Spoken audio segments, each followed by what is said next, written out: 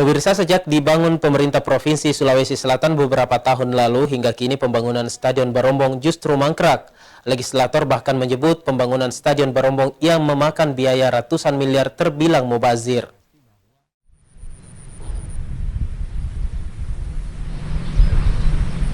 Pembangunan Stadion Barombong hingga kini tak kunjung rampung terselesaikan. Padahal proyek ini sudah menghabiskan anggaran ratusan miliar rupiah.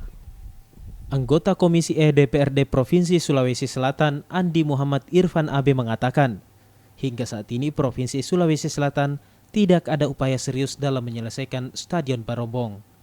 Pembangunan Stadion Barombong sudah hampir mencapai tahap finishing. Anggaran yang dibutuhkan untuk penyelesaian kemungkinan mencapai 50 hingga 70 miliar rupiah.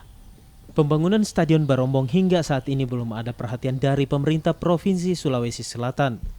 Padahal, Stadion Barombong telah menelan anggaran sebesar 300 miliar rupiah. Sampai hari ini tidak ada perhatian serius dari pemerintah Provinsi Sulawesi Selatan untuk menuntaskan Stadion Barombong ini. Padahal Stadion Barombong ini sudah hampir mencapai tahap akhir. Ya mungkin tinggal finishing saja. Ya mungkin anggaran yang dibutuhkan sudah tidak terlalu besar.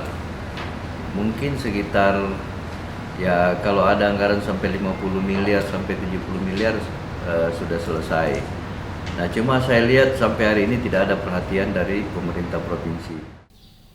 Ia pun berharap agar Stadion Barombong menjadi perhatian serius dari pemerintah Provinsi Sulsel, di mana banyaknya kerusakan pada beberapa elemen-elemen yang ada di dalamnya. Ardi Jaho, Sulawesi TV.